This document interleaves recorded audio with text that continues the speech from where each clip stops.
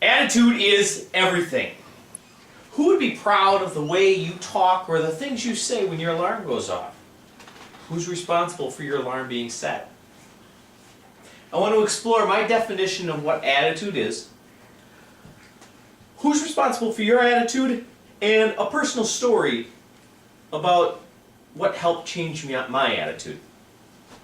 I came up with a simple definition of attitude. Attitude is the outpouring expression of the difference between the way things are and the way one thinks things should be. Let me say that again. Attitude is the outpouring expression of the difference between the way things are and the way one thinks things should be. That's not to say that attitude is positive or negative. It just shows that there's a difference of opinion.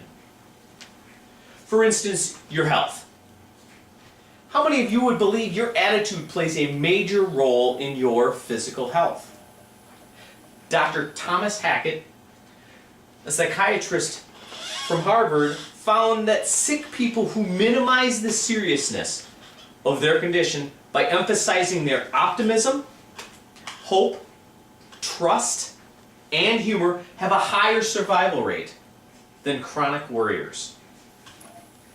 This means that you directly play a role in your health without even lifting a finger. The attitude you choose each day determines your health in the future. When you have a negative attitude, it comes down to nothing more than negative thoughts. Take the time to identify the negative thoughts, understand them, and turn them around. Negative thoughts, negative thinking comes from a lack of goals. Your thoughts control your brain. When you control your thoughts with set goals, it gives purpose and direction to what's going on in your brain. If I'm negative, I will see and experience negative situations. Conversely, if I am positive, I will see and experience positive in every situation. Who's in control of your attitude? I'm sure you'd all love for me to introduce you to someone. The bitter pill is you are. You're responsible for your attitude. Good or bad, you've chosen to go through each day the way you've approached it. Now picture yourself on one of the highest points in Minnesota. It's Moose Mountain. You're overlooking beautiful Lake Superior and lake effect snow's rolling in. Out of the corner I hear my buddies say, let's head across the mountain to the last run on the right. I say, let's go. On the third Passover, I hit a patch of ice. I'm snowboarding. When I hit the patch of ice, my board flexes and it pushes back hard. So hard that my feet and my board are launched over my head. And it came slamming to the ground. That year, I bought my first helmet. Nothing happened to my head. I can't say so much for my leg. My right leg snapped instantly on impact. Both bones. Let's fast forward to a week after I get out of the hospital. I sit down with my physical therapist and she tells me, expect to have to use a cane or a crutch for the next 3 to 4 weeks. Expect to not be able to drive for 6 to 10. I thought to myself, that's not going to work for me.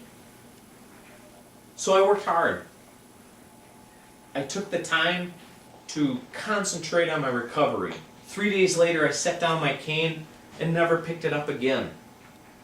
1 month after I was released from the hospital, my physical therapist signed off on my ability to drive.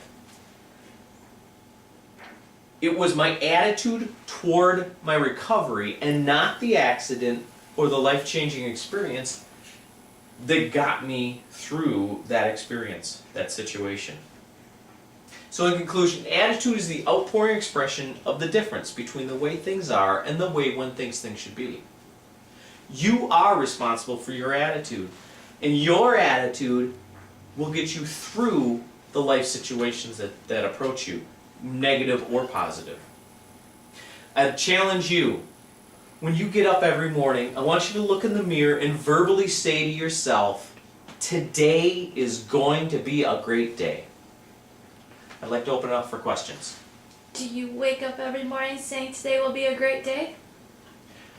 I do wake up every morning and say today's going to be a great day. What I like to do is I like to take the time in the bathroom, looking in the mirror, so that I can get the feedback. Any other questions? What do you do when you wake up with that great attitude and something happens to cause you to lose it? If you wake up with that great attitude, you've chosen to wake up that way, and you need to keep that. If that's a conscious decision, you need to keep that conscious decision that you're going to keep a positive attitude. When those negative situations come up, which they will, you need to consciously say, I'm still going to keep this positive attitude no matter what this other situation is approaching me, and move forward with that positive attitude. How do you deal with somebody else's bad attitude affecting you? When you have people that come into your life or approach you with negative attitudes, you have to make a conscious decision and decide that is not going to affect me. I'm going to move forward with the positive attitude I've chosen. Sometimes you have to take yourself and separate yourself from those negative attitudes so you can move forward.